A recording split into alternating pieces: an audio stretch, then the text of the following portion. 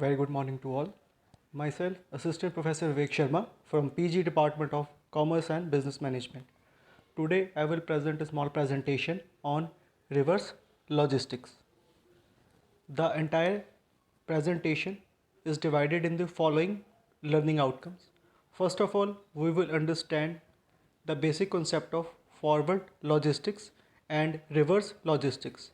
From a layman point of view, forward logistics involve all the commercial activities which are involved in transferring the goods from the manufacturer or seller to the buyer or consumer. And reverse logistics refers to all those activities which are involved in transferring the product from the customer to the manufacturer or seller again. After that, we will understand key activities which are involved in reverse logistics and few popular example of reverse logistics. After that, we will discuss need for reverse logistics, its importance part in the overall supply chain, and at last, future of reverse logistics in India. First of all is the meaning part. For understanding both these terms, first of all, we need to understand there is a small difference between the term supply chain and logistics.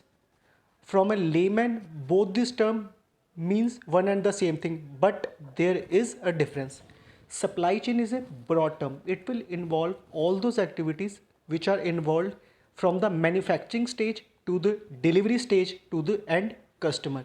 But logistics involve all the activities which need to be performed after that product has been manufactured. So now we will proceed to forward logistics. This concept will involve all the commercial activities like packing the goods, loading, unloading, transportation part, warehousing, which are involved in transferring the goods from the manufacturer to the customer. For example, e-commerce giant Flipkart in India, it utilizes the services of eCart Logistics Private Limited, a company for delivering its product to the customer.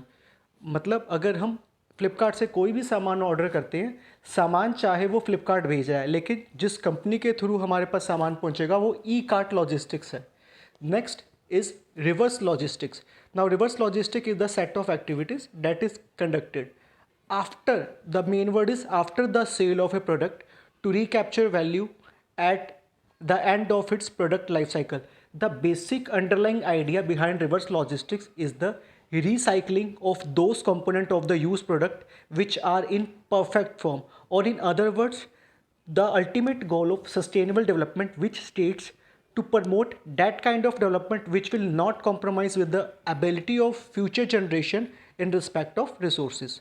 So reverse logistics, sometimes also called as aftermarket supply chain, aftermarket logistics, or retrologistics. Now we will understand key activities involved in reverse logistics. Some of them are from our daily part. First is the return and exchange part. This is by far the largest component of reverse logistics. For example, whenever you order anything from online e-commerce platform, for example, you have ordered clothes from Amazon.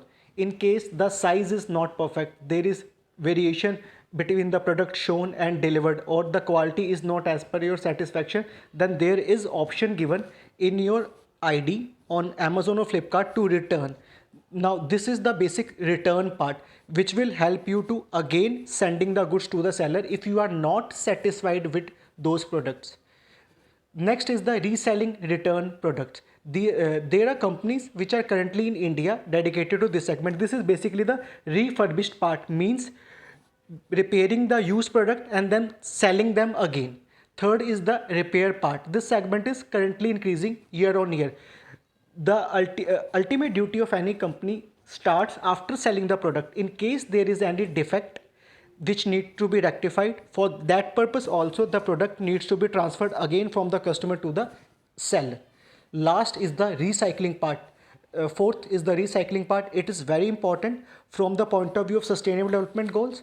Recycling is basically utilizing the used products in order to produce the new product.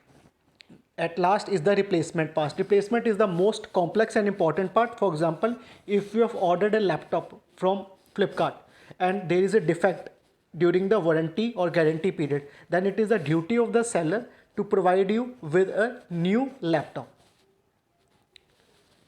These are the few popular examples, both at global level and in the context of India. First, Apple. Apple is a successful example of reverse logistics. It allows its customer swapping of old iPhone with a new one at any Apple store. Similarly, H&M, it is a global product brand. It allows its customers to purchase products from its authorized store by giving their old or used product. It recycle those products for manufacturing its clothes. Next is the need part. The need part is important in order to understand why this concept needs to be focused. First, improve customer satisfaction, loyalty. If any company is fully committed in providing services to its customer on 24/7 basis, it will provide that extra value part which will helps it to achieve customer loyalty. Means their customers will not switch to other suppliers only on the basis of price discount or price elasticity.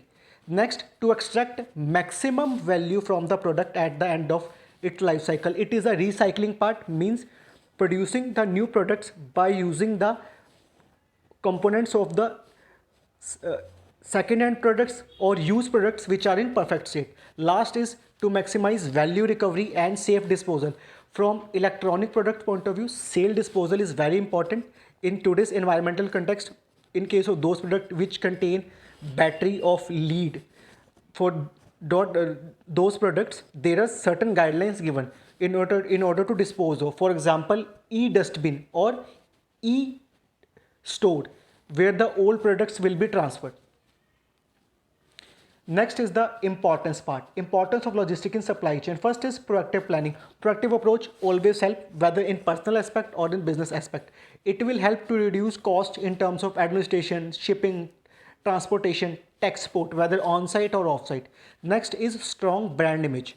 A company which provides full value to its customer for their money and timely refund or repair service in case there is any defect, it will help to achieve a strong brand position or brand image in comparison to its rivals. Next is increased customer retention. Customer retention is the key activity for any company which need to be performed because it costs more to retain an existing customer. Next is the future of reverse logistics in India. The future of logistic industry or reverse logistic is very bright in India because after the implementation of GST, the scope of business has increased and also logistics has been provided the status of infrastructure. For a developing country like India, logistics and reverse logistics both will play a key part in the upcoming future for its development. Also, according to estimate, market size of reverse logistics is approximately $30 billion, which is expected to grow by $20 billion, that is 50 billion by 2020 at a capital compounded annual growth rate of 10%. Also, due to the increase in e-commerce platform, a new type of business has emerged. For example, in traditional time, return of goods by the customer was normally considered as a dead stock, but due to reverse logistics, for returning those products, all those activities such as repackaging, refurbishing, reorientation need to be performed, which will generate a new kind of business for for some companies which can easily perform these activities and earn. Now, after future, we also need to understand few challenges which are there for the growth of this industry. The first challenge is the fuel part. The main cost element of a logistic company is fuel, whether it is diesel or petrol. We all know at present both diesel and petrol are not covered under GST regime, due to which input tax credit on GST is not allowed to these companies and it generally increases their cost of product.